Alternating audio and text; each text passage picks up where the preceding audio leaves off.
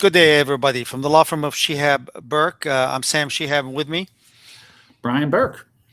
Today we are going to be talking about an important topic. It's immigration enforcement safety tips. Obviously, what's going on in Minnesota is very regrettable.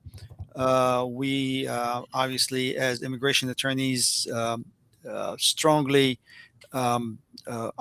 very unpleased with the aggressive actions that ICE is taking all over the country. I think there's better way to handle things, Yeah. and we hope that they can come to their senses and find a better way to resolve the problem that we have, which is the undocumented immigration in this country. What we see is probably untrained, not very well trained people handling things that they're really not set up to handle, which is dealing with um, uh, protests and so forth. That requires different level of skills than enforcing immigration laws. Yeah. As we all see, I mean, it's all over the news. We cannot just close our eyes and ignore it. But we're here to kind of get our hand around you as a non-immigrant, if here in the United States. What do you need to do now to make sure that you and your family are safe? Real practical stuff. Yeah, what documentation you need? Where's the law is? We're lawyers, right? Where's the Yeah. law is to and answer questions as well from you guys. So focus on the legal stuff first. Sure. If you are a U.S. citizen, and obviously U.S. citizens have the least issue. If you are a U.S. citizen, Brian, what documentation do you need to carry with you if you're stopped by an ICE agent?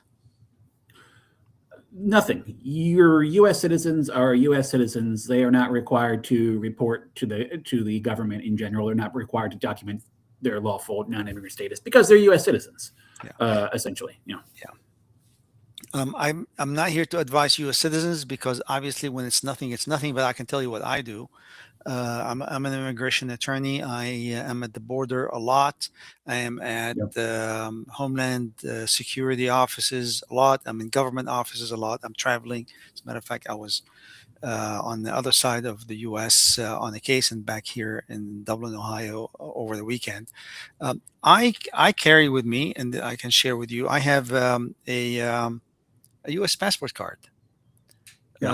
It's easy, it's light, it's small. It's really not for travel. It's for Canadian travel across Canada, but I find it to be a very convenient document to carry. US citizen, Well, but nobody asked me about my U.S. citizenship. I have been asked one time at the border representing a client that what's your citizenship, and it was very easy. It was I'm a U.S. citizen. Here's my card. It costs like $50 more when you apply for a passport, something like that. Something very, very cheap, relatively practical. Yeah, you don't have to carry it. You don't have to carry. I get one myself. I don't usually carry it, but I just nice to have. It's nice to have, and when you go in and say show me your ID in the federal office, you show that, and it's just no questions asked. Stuff, so that's that. Now let's move on and talk about if you are on a non-immigrant visa of any type, B visa, F visa, student visa, H-1B, O visa, L1, L2, H-4, E, E-2, whatever. What are you required to have with you at all time, especially right now under the current circumstances? The answer is government ID and evidence of your lawful non-immigrant status. So I'm going to choose probably the most common example out of anybody in our audience, H-1B visa. That's going to be your passport. That's a good government ID, as well as your H-1B I-94 and an I-797. And remember, sometimes your current I-797 and I-94 can be separate things. Sometimes they're going to have the I-94 attached to the bottom. Sometimes your current I-94 is going to be the one from customs. So you're going to go, if you're going to go to Target at night to buy a gallon of milk today in this country, if you're on a non-immigrant visa, you have to have your foreign passport in your pocket. So that's always not just tonight, Sam. A year ago and 2 years before that, it's always been the rules, but it's what we're dealing with. It is right now a matter of, let's say, enhanced enforcement. And if that enforcement is supercharged and enhanced, I usually people always worry about these things. What if I lose my passport? I'd rather have your passport lost rather than you being detained for silly reasons. Essentially, I mean, make sure you make copies of your passport. Sure. and save it in more than one place. Yeah. So you have access to at least a copy should you lose your passport. But yes, Yeah. I mean that's what the law right now. I mean it's always been the law, but now you just gotta have to carry your passport. I was taught. I mean, but this is the case. I mean, let's face it. This is the case all over the world. Sure. In Europe, especially in Europe. I mean, when you go in, if you've ever been to Europe, and the moment you arrive at a hotel, Hmm. the very first thing you want is an ID, which is your passport. Hmm. And if you're going to, let's say, a bar and you're about 20, 21, 22 years of age, and if there's a country has an age limit Sure. to enter a bar, trust me, you are going to show your passport Yeah. to get in to have a beer in if the law is 21 years old. There's no other ID. So this is not something unique to the US. Sure. But this is something that we are not used to, even though it's been on the books forever, to have to carry the passport. But we are going to have to carry the passport. We are going to have to carry the I-797 Yeah. with us. And let's do that, folks, because that's what the law requires. Yeah. Right? All Yeah. right. So if you are on a pending adjustment of status, Yep. what are you required to have with you, Brian? Well, still government ID, so somebody knows who you are, like a passport, right? Most likely one. If you have a pending adjustment of status, an EAD, U.S. federal government, that's a U.S. federal government ID, has your photo on it. That might also fit the bill. That would also show, that's also probably going to be good enough to them to show that you're lawfully present in the United States as well. But if you say don't have that EAD, government ID like your passport, evidence of your status, pending adjustment of status, I-45 receipt notice. Yeah, and that's an important document, that receipt notice. Now, Yeah. in the reporting we hear about that, we hear around that if you have an EAD card that's valid, you show it to ICE, they're going to move on. But what is it Yeah. required by law? Your passport and the receipt notice of the I-797 showing that you have a pending adjustment of status. Yep. If you have a government ID on top of it, that's wonderful. That Yep. EAD card. If you're here on advanced parole, the advanced parole document is going to be very important to carry with you. Yep. Now, certain people in this country, like asylees who are on approved asylum, do not need to carry a passport because they don't have. Most of them don't have Yeah, passports they're from the persona country. non grata with their home country, usually meaning they don't have access to their country's consular services and thereby don't have a passport for sure. Not only that, but they're not required to have an EAD. As a matter of fact, an asylee, I-94 with an asylum stamped on it, asylee approved, Yeah. is authorization to work in the U.S. Yeah, and that's where you're gonna keep that asylum document on you is the bottom line. Yeah. Yeah, a lot of them will apply and get an EAD card, Yeah. which is nice to have because of federal ID, and which we recommend. But a lot of them don't. And if you don't, then you're going to have to show your asylum I-94 card and some kind of an ID, like a driver's license or something to. Sure. It's worth taking a pause.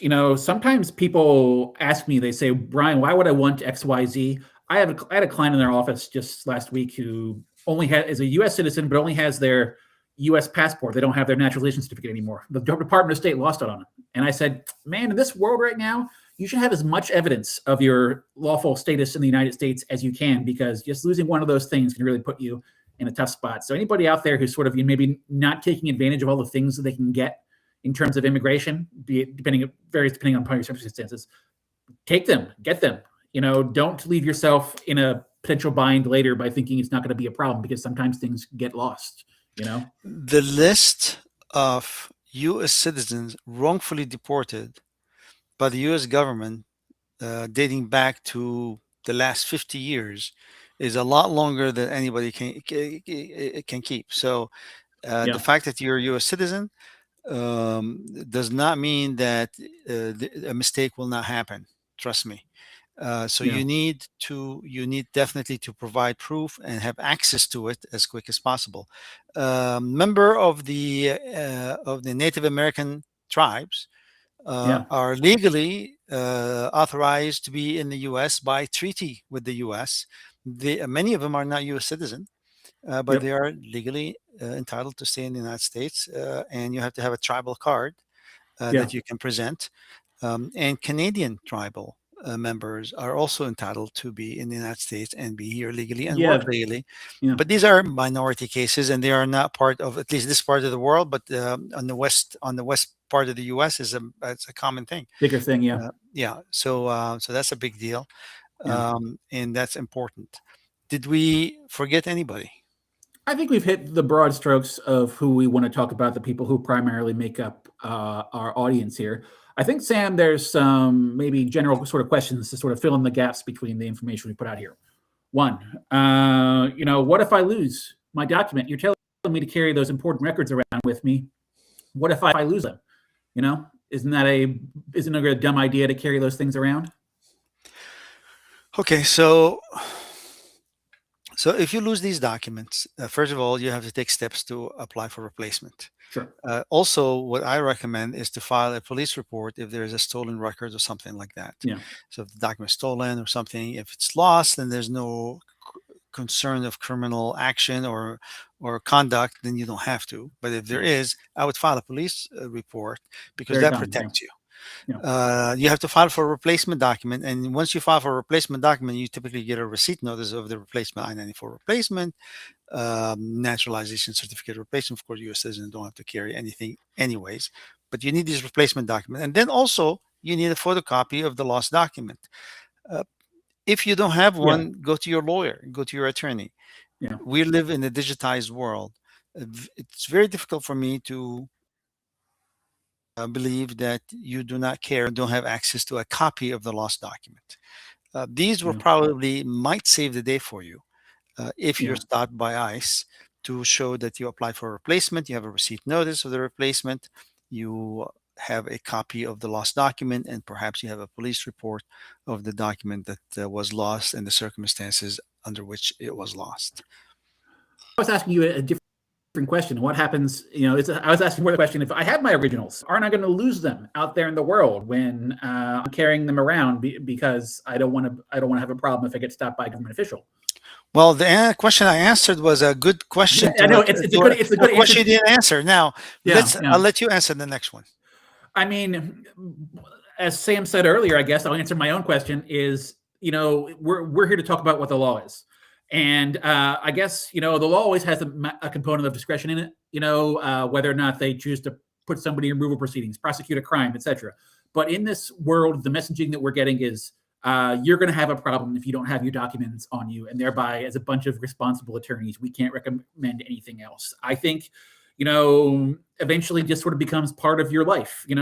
We all have these fun cell phones and we feel nude if we leave our home or a place without them. And it's the sort of thing where it just has to sort of be the same for your personal important documents like that. You're going to find a way to carry them on you that becomes just part of your lifestyle. And you are going to be a crazy person about their location, as you should be, because they're important documents. Okay. Next sort of maybe obvious question, Sam, is, okay, you're talking about the documents I need to carry. What if I encounter, ICE, immigration enforcement officials out there in the world, and they start asking me questions and asking for documentation? Is there any sort of broad advice that you have? Yeah, I mean, the bottom line, they have one goal and one goal only, is to apprehend people who are not legally present in the United States. Yeah. So just remember their goal. They're not goal to harass you. Their goal is to just, but they could be charged. They could be under a lot of stress. Sure. These guys, who knows what they were encountering 45 minutes before they came to you. So they could be on edge, as we have seen on TV. Yeah. I mean, they are not only on edge, but they're just downright probably not in the best training that they need. And just keep that in mind. You're dealing with a potential person that can act very unexpectedly. Where this is not normal times, folks. This is not normal times. If this is normal times, we'll be in terrible shape. This is not normal times. So they come in. Remember that. That's number one. Number two, you need to answer respectfully. And you need to answer, and do not try to evade. Do not try to evade or escape. Obviously, we've seen those videos, right?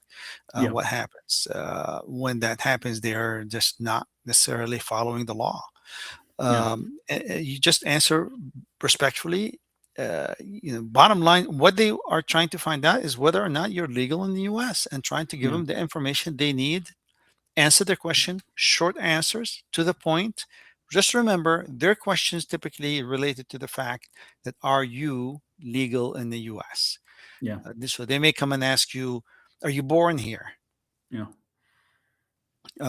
You can just say, "No, I'm not born, but I'm legal." So any opportunity you tell somebody, Yeah. you want to say the word, "I'm legal," "I'm legally present." Yeah. The first opportunity, present that, say that, because the next question they're going to ask is, "Well, show me. How can Yeah. you prove it?"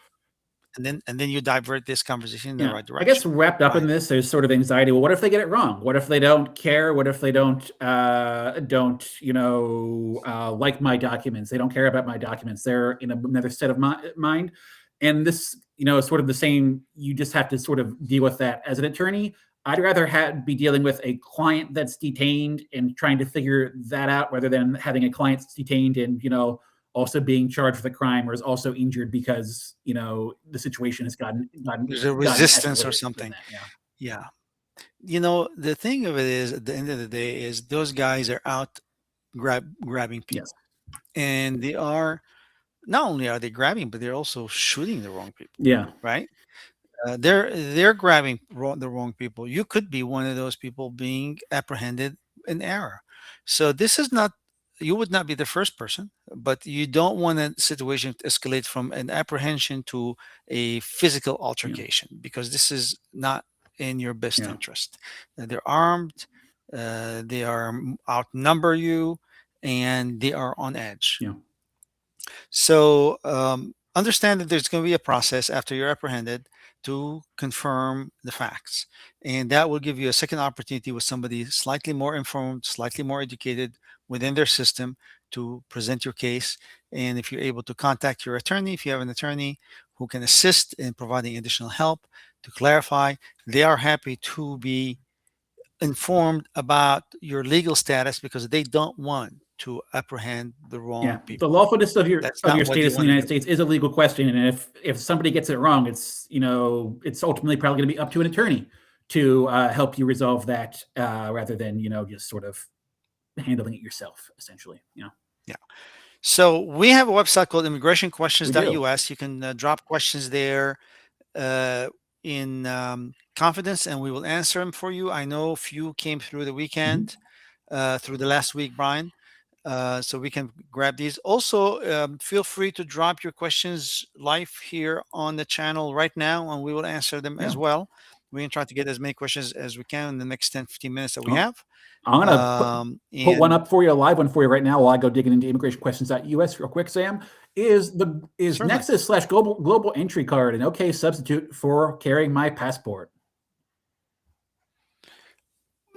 no, it is not, as a matter of fact. An Nexus Global Entry Card is not a substitute for carrying your passport, because the Nexus Global Entry Card does not show that you're in status, does not show and that's not what the law says. The law says is you have to have, I'm assuming you're a non-immigrant on some kind of a visa, an H-1B visa or some sort. Now, that's the law. Now, the practical thing, if you show a Nexus Global Entry Card, and I believe that Nexus Global Entry Card has your picture on it. If I remember mine, I don't carry mine. So it's a picture ID, it's a government picture ID that has your name on it. That might be enough for the officer to at least be comfortable that you are who you are talking, you're representing you are, which is that's really the most Sure. important piece. Does it meet the passport? No, it does not. But it probably be enough to carry the day if you want to take that risk. And then you have to show your I-94. You have to show your status, that you're in legal status, because that card alone doesn't show that. Right now, I would say carry your passport with you. I'm going to hit one of these from immigrationquestions.us. That's the .us domain. So this is somebody from maybe late last week. I have read on X/Twitter account today that ICE is arresting folks with a DUI while they're attending adjustment of status interviews. And there's questions here about how often does that happen and yada, yada, yada. So the answer is, first of all, I haven't heard of anything like that happening. We occasionally represent people who have like DUIs and similar crimes, adjustment of status interviews, and I haven't heard of anything like that. As an aside, I think when I answer this question, I'm going to get rid of this question we have up here because it's probably about a different one. Is ICE is not there to enforce criminal laws. ICE is federal immigration enforcement, whereas local police are responsible for, enforcing, gee, should I arrest you for DUI? Now, there's a question, well, gee, Brian, what if that DUI makes me ineligible for immigration? On the way the laws are written, ineligible, making you inadmissible or deportable, a DUI usually should not do that. There's a fun question, Sam, as to whether or not having that criminal history could make you a discretionary adjustment denial. But even then, well, that's what I'd say on the subject. Any other thoughts? Yeah, I'll add a couple Sure. more of my thoughts about this. So first of all, arrest at USCIS during interview. Does it happen? Yes, it Yeah. does. Okay. Yes, it does. It happened 20 years ago. It happens today. All right. Does it happen? Does it occur for the silliest reason sometime? Unfortunately, it does happen for the silliest reason sometimes. So to come out and say here that this is impossible or this Sure. is no, but it's not likely. It's not likely, but it absolutely happens. 100% has happened and will happen. Now, this is a time where you need counsel to help you through situation. If you, for example, have a DUI or something and you're going to an interview, I wouldn't just go in there by Sure. myself, because even if you're arrested, the attorney is in the position to try to kind of resolve that or trying to get you out from it if possible. Now, with regard to, let's assume that you have a DUI and there's a warrant for your arrest in that city and town, and you're walking into an interview at USCIS, I can guarantee you that they are going to make sure that you get arrested before you leave. Sure. Well, In a congratulations. You came situation up like this. with a scenario where I think, gee, yeah, that's right. I've Yeah. had people who had I can guarantee you. I've had Yeah. people who were doing filings for them, and we've discovered warrants. We said, "Whoa, go ahead and resolve this warrant before we file anything for you, because Yeah. this is, not a good idea." Sure, yeah. In conclusion, uh, a USCIS interview, it is not the time and place in which you can walk in with unresolved Sure. issues. Just remember that. So work with an attorney that has an understanding of all these issues and can get you in a position is when you walk in to that interview, the opportunity for an arrest is minimized or negligible. Or, I mean, I cannot make it non-existent, but it's going to be to a negligible to a point that if it's as likely as if you cross the street, you would be hit by a bus, which is not 0%, but very low chance. Same thing when you go into USCIS. Gonna hit another question here from immigrationquestions.us. So somebody gives a little bit of background here, basically about, very typical story. I filed my adjustment in 2020. I moved down. I tubbed once. I tubbed again. How do I figure out what category I am in? Well, my take on this is that, one, presume if all your tubs were done right, presume you're in the last category that you asked for the transfer underlying basis to, because you have to presume your tubs are inactive, because tubs have implications beyond just the priority date you're going to get. For example, if you do a tub, you reset the 180-day portability time frame. So you have to sort of presume that a tub that's well filed is active. But practically speaking, I don't think USCIS has a very good idea of what category they're going to approve you in until they approve your case. Because back in, maybe it was in 2022, Sam, we were getting calls from USCIS officers saying, "Hey, buddy, your client's case is I'm ready to approve him. What should I approve him in, EB2 or EB3?" And my answer is usually, "Well, we sent a letter to you on this subject a while back, and make an answer." So presume if your tubs are filed properly, presume you're in the last category that you requested.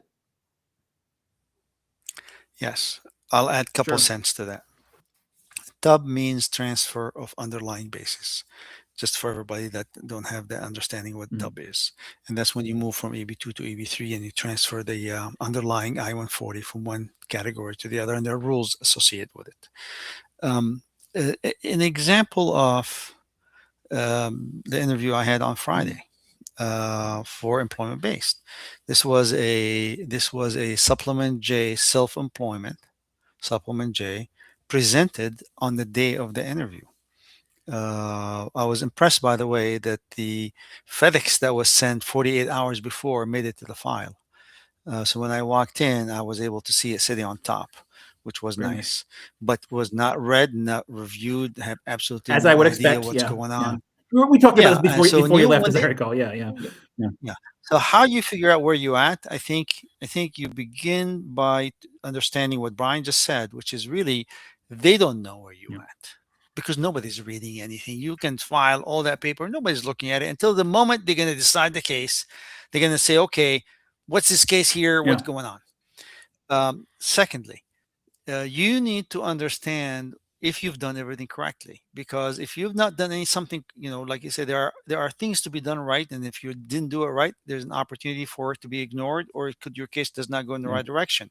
So if you've done multiple transfers underlying basis in the past and a bunch of things, and now you're in a state of confusion, one, nobody read anything at USCIS, most likely, so don't panic. Two, put all your paper together and get counsel and say, hey, here's the situation I'm in. Let break it down for me, help me understand where I'm Yeah. at, and organize me from a legal standpoint so I know what's my next step. And this is what we do as lawyer. We organize, we understand this stub was not filed properly, this stub was filed properly, both are filed properly, or none are filed properly. And once you have that answered, you are in a better position to know where to stand, what you need Yeah. to do. Because if none of them are correct, maybe you need to do something now to get your case in the right hand at the right time to get your Yeah. green card. So that would be my Yeah. place. Going to hit some of these live ones here. Let me see here. A sort of question we maybe touched upon last week, Sam, but it's worth sort of somebody's asking like, hey, if that 75 country pause on visa issuance, immigrant visa issuance, which is most likely to be family preference cases, most likely to be impacted, is that going to maybe cause priority dates to forward a good bit? And maybe it has a potential, a large pause in immigrant visa processing, a bunch of consulates, a bunch of highly populous countries that come to the United States a lot. Sure, I think there's potential to maybe make a little bit more employment-based visas available during the next fiscal year. But this person asked the very question of, you think my priority date of December 2015 could come up this year? I don't consider that to be very likely, unfortunately, based upon where dates are right now. Yeah.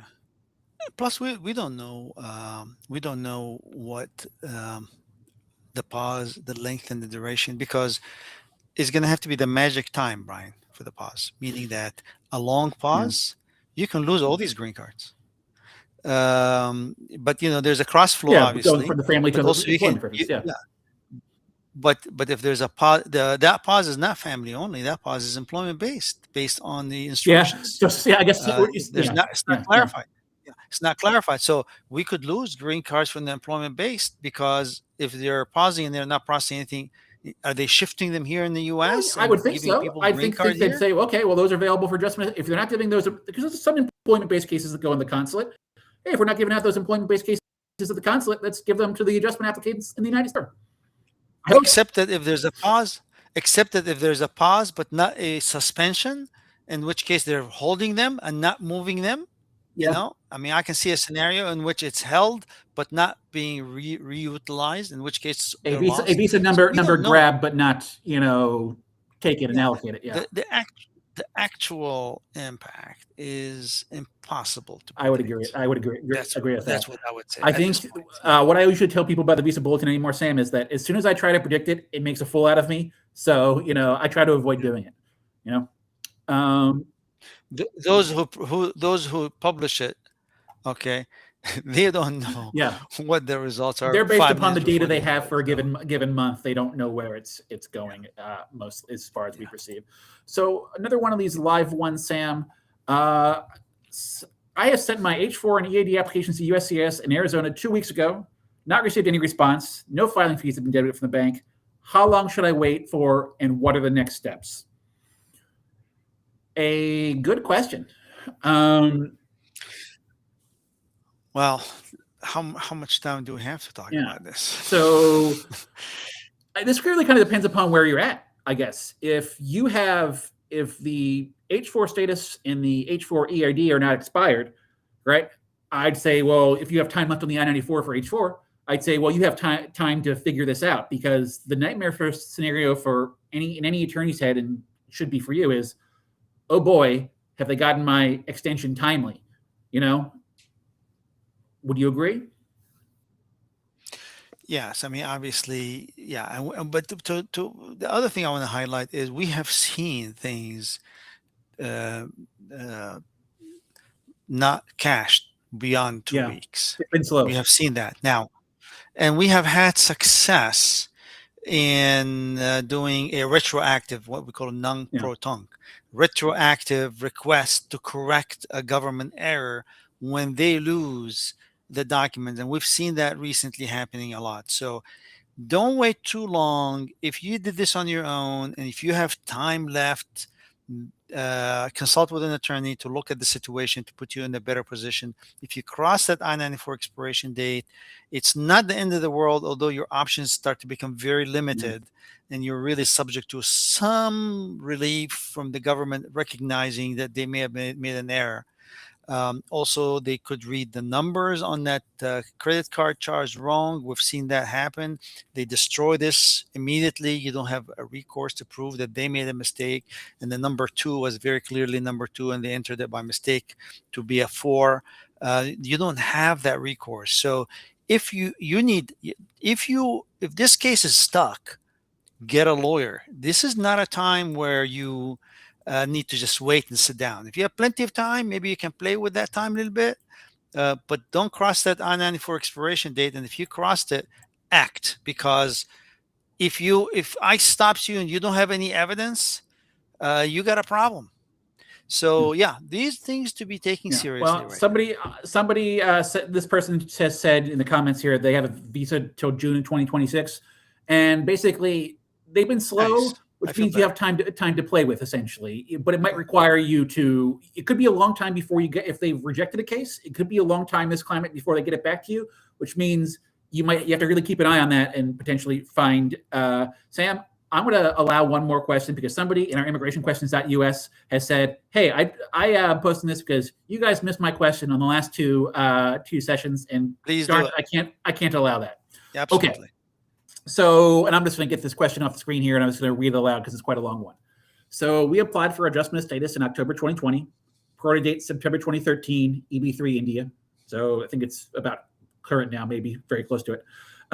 We were current sometime in 2021 for a few months. USCIS hasn't picked our files before the EB3 dates retrogressed. However, they approved our I-45s 2 months after retrogression, and took back our approved I-45 by reopening our cases in 22 itself. So basically, somebody had green cards issued when their priority dates Took weren't it back. current, and they took it back, which is not as rare as you might think, as people might think. So after close to 4 years, EB3 India priority date current again, and waiting to pick our application from December 2025. So they've been current for about a month and a half now.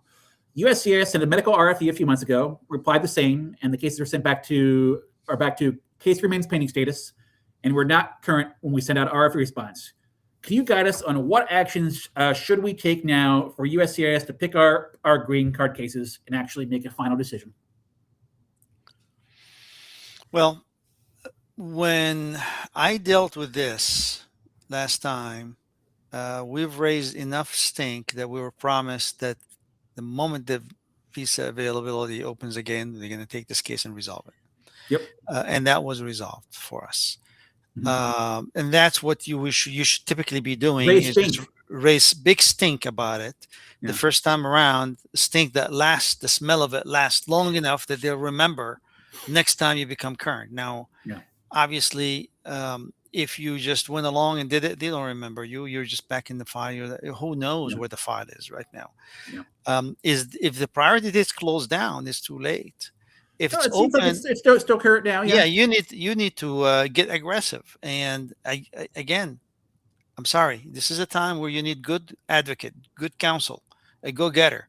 Go Mm. find one who's a go-getter, who can go in and stop pounding the table and saying, here's the story of my client. Here's what the heck happened to my client. Here's what my clients had and did not have, and you took it from him and they complied. Prove the damn thing. And if you raise enough stink through congressman or congresswoman, through inquiry request, Writing a letter, through writing letters, you can definitely get things going. Yeah, people are always sort of. I have lots of conversations about this with people. Just hey, my priority date's been current for a while. How do I get our attention? No, a good chunk of the time, writing a letter that says, "Hey, my priority date's current. Get to work, gang." Gets what you saw on Friday. Gets your letter in their file. And oftentimes, when they put something in your file, they do take a look at it and take action. Because the last couple of times we sent a letter to USCIS, I just talked to somebody today about Sam. It's you send a letter on an I-45 case that's long pending, priority date current. They will pick it up and issue that RFE, which is usually their precursor to making a decision on a case. Yep. Yeah. Good. Well, we answered your friend's question, Brian. Yes, I made a friend. Right. I like it. Yes. All right. Absolutely. Well, thank you guys for listening to us. We appreciate it. Come back Monday at 6 o'clock, and we'll do another half an hour, talk about questions you have, and bring to you a topic of concern. Until next week, you guys have a fantastic rest of the week.